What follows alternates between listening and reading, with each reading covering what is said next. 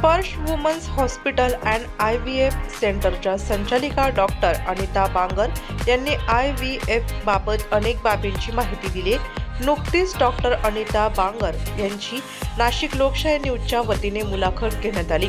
यात कोणत्या परिस्थितीत IVF ही सर्वोत्तम पर्याय ठरते, IVF प्रक्रिया नेमकी कशी कार्य करते आणि या प्रक्रियेसाठी कोण पात्र ठरू शकतो, या प्रक्रियेत स्त्री आणि पुरुष दोघांच्या वैधत्वावर कोणत्या पद्धतीने उपचार केले जातात, यांसह सामान्य नागरिकांमध्ये असणाऱ्या अनेक प्रश्नांची उत्तरे डॉक्टर अनिता बांगर यांनी नाशिक लोकशाही न्यूज वृत्तवाहिनीशी बोलताना दिली.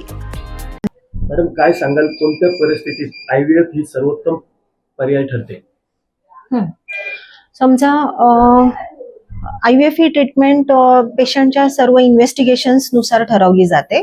पेशंटची इन्व्हेस्टिगेशन जसं की महिलांमध्ये त्यांचं गर्भपिशवी चेक केल्यानंतर, गर्भनलिका चेक केल्यानंतर जर समजा दोन्ही बाजूच्या गर्भनलिका बंद असतील, त्या महिलांमध्ये आपल्याला टेस्ट ट्यूब बेबी लागते. ज्या महिलांमध्ये एंडोमेट्रियोसिस नावाचा जो आजार आहे ग्रेड 3 आणि ग्रेड 4 हा जर एंडोमेट्रियोसिस असेल तर त्या महिलांमध्येही टेस्ट ट्यूब बेबीचं ट्रीटमेंट लागते. PCOD, क्रॉनिक PCOD, ज्या स्त्रियांमध्ये क्रॉनिक PCODचा आजार आहे, ज्याच्यामध्ये त्यांच्या अंडकोशामधून अंडे तयार होत नाहीयेत, स्वतःहून अंडे तयार होऊन फुटत नाहीयेत, त्या स्त्रियांमध्ये आपल्याला टेस्ट ट्यूब बेबी लागते. ज्या स्त्रियांमध्ये AMH नावाचं जे हार्मोनल लेवल आहे ते जर कमी असेल तर ह्या स्त्रियांमध्येही आपल्याला टेस्ट ट्यूब बेबीची ट्रीटमेंट लागते. त्याचबरोबर जसं की पुरुषांमध्ये आपल्याला दिसून येतं की शुक्राणूंची संख्या आणि शुक्राणूंची गुणवत्ता जेव्हा कमी झालेली असते, अशा वेळेस आपल्याला टेस्ट ट्यूब बेबीची ट्रीटमेंट लागते. आणि अजून एक अशी कंडिशन आहे की त्याला आपण अनएक्सप्लेन इन्फर्टिलिटी म्हणतो, ज्यामध्ये सर्व प्रकारचे रिपोर्ट्स दोघांचेही मेल आणि फिमेल पार्टनरचे रिपोर्ट्स नॉर्मल असतात, परंतु प्रेग्नन्सी राहत नाही. अशा कंडिशनमध्ये त्याला आपण अनएक्सप्लेन इन्फर्टिलिटी म्हणतो. ह्या कंडिशनमध्ये आपल्याला टेस्ट ट्यूब बेबी करावं लागतं, म्हणजेच IVF करावं लागतं. ग्रामीण आणि आर्थिक दृष्ट्या दुर्बल महिलांसाठी काही विशेष योजना, अनुदान उपलब्ध आहे का? असं अनुदान तरी IVF ट्रीटमेंटसाठी अनुदान आतापर्यंत तरी अवेलेबल नाहीये. अजून महाराष्ट्रामध्ये ही योजना आलेली नाहीये, पण महाराष्ट्राच्या बाहेर जसं की काही राज्य आहेत की ज्या ठिकाणी केरळ आहे, गोवा आहे, या ठिकाणी चालू झालेले आहेत, परंतु महाराष्ट्रामध्ये अजून नाही आहेत, पण ते येऊ शकतात. काही ठिकाणी आय थिंक आपल्या महाराष्ट्रामध्ये एक 5 स्टेटमध्ये ही आता सुरुवात होणार आहे, पण अजून आपल्या नाशिक जिल्ह्यामध्ये अजून हे आलेलं नाहीये. परंतु आम्ही जे काही उपक्रम सुरू केलेला आहे स्पर्श वुमन्स हॉस्पिटल आणि IVF सेंटरतर्फे, आम्ही कमीत कमी खर्चामध्ये साधारण 1 लाखामध्ये आम्ही जे IVF ची ट्रीटमेंट सुरू केलेली आहे की जेणेकरून आमचे जे पेशंट्स आहेत, गोरगरीब पेशंट्स आहेत, त्यांना त्याचा लाभ घेता यावा यासाठी आम्ही ही उपचार पद्धती सुरू केलेली आहे. त्याचबरोबर जे लॅप्रोस्कोपीचे ऑपरेशन्स आहेत ते योजनेमध्ये आम्ही doctor Bangar speciality hospital Ghoti या ठिकाणी योजनेमध्ये राबवत आहोत. त्याचा पण आमचे बरेचसे पेशंट्स त्याचा फायदा घेत आहेत. मॅडम, IVF प्रक्रिया यशस्वी होण्याचा दर किती आहे, याबद्दल काय सांगाल? IVF प्रक्रिया यशस्वी होण्याचा दर हा प्रत्येक क्लिनिकवर डिपेंड असतो, पण तरीही साधारणतः फर्स्ट सायकल म्हणजे पहिल्या ट्रान्सफरला 50 to 60% सक्सेस रेट हा आहेच. म्हणजे आपण ऑल इन्व्हेस्टिगेशन्स जेव्हा नॉर्मल, सगळे रिपोर्ट नॉर्मल असतात, त्यानंतर आम्ही ही प्रक्रिया करतो, तर त्याचा सक्सेस रेट हा साधारण 60% आहे.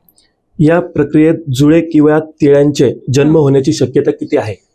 यामध्ये जुळे किंवा तिळे होण्याची शक्यता आहे. याच्यामध्ये 50% ट्विन प्रेग्नन्सी वगैरे होण्याचे चान्सेस असतात, कारण जे गर्भ आतमध्ये गर्भपिशवीमध्ये सोडले जातात हे 2 किंवा 3 सोडले जातात. 3 दिवसाचे जे गर्भ असतात ते साधारण 3 गर्भ किंवा 2 गर्भ आतमध्ये गर्भपिशवीमध्ये सोडले जातात.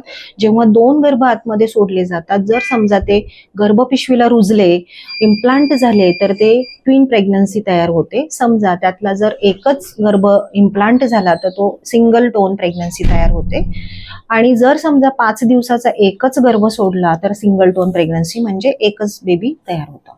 सामान्य नागरिकांच्या मनात नेहमी प्रश्न असतो की सरोगसी आणि IVF यामध्ये काय फरक असतो, याबद्दल काय सांगाल? IVF हे सेल्फ म्हणजे पेशंटला स्वतःच्या अंड्यानी करता येतो.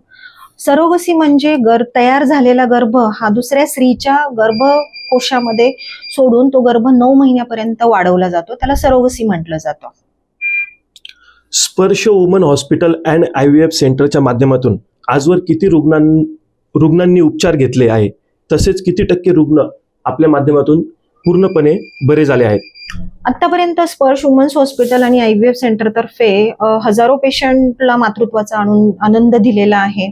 असे आमचे अनेक पेशंट आहेत की लग्नाला 18 वर्ष, 20 वर्ष, 21 वर्ष, 12-15 वर्षानंतरही त्यांना मूलबाळ झालेले आणि ते एकदम आनंदी होऊन एक सदृढ बालक घेऊन गेलेले आहेत. जाता जाता रुग्णांना काय संदेश द्याल, काय सल्ला द्याल? जाता जाता मला एक संदेश आवर्जून द्यावासा वाटतो की हे जे वंध्यत्व आहे किंवा इन्फर्टिलिटी हा एक सोशल स्टिग्मा आहे. तो सोशल स्टिग्मा पार करून आपण हॉस्पिटलपर्यंत पोचावं. हॉस्पिटलमध्ये आल्यानंतर जे डॉक्टरांनी तुम्हाला जे काही निदान चाचण्या सांगितलेल्या आहेत त्या करून तुमच्या ज्या आजाराचं निदान करून पुढची ट्रीटमेंट करावी आणि जेणेकरून लवकरात लवकर प्रेग्नन्सी राहण्याची जी काही ट्रीटमेंट आहे, जसे की त्याच्यामध्ये तुम्हाला डॉक्टर्स मेडिसिन्स देतात, ओरल मेडिसिन्स देतात, त्यानंतर काही IUI सारखी ट्रीटमेंट आहे, IVF सारखी ट्रीटमेंट आहे, ICSI आहे किंवा मेल पार्टनरसाठी टीसा आहे, अशा प्रकारच्या ट्रीटमेंट करून प्रेग्नन्सी लवकरात लवकर ठेवणं. त्याचबरोबर मेल पार्टनरसाठी मला एकच सांगावंसं वाटतं की व्यसनापासून दूर राहावं की जेणेकरून तुमच्या धातूवर त्याचा परिणाम होऊ नये. इलेक्ट्रॉनिक गॅजेट्स पासून दूर राहावं. महिलांनी त्यांच्या आरोग्याकडे लक्ष द्यावं आणि साधारण 30च्या आतमध्ये जर प्रेग्नन्सी ठेवण्याचा प्रयत्न केला तर तुमचं नंतरचं आयुष्य हे सुखी आणि समृद्ध. वृत्तसंकलन विभाग, नाशिक लोकशाही न्यूज, नाशिक.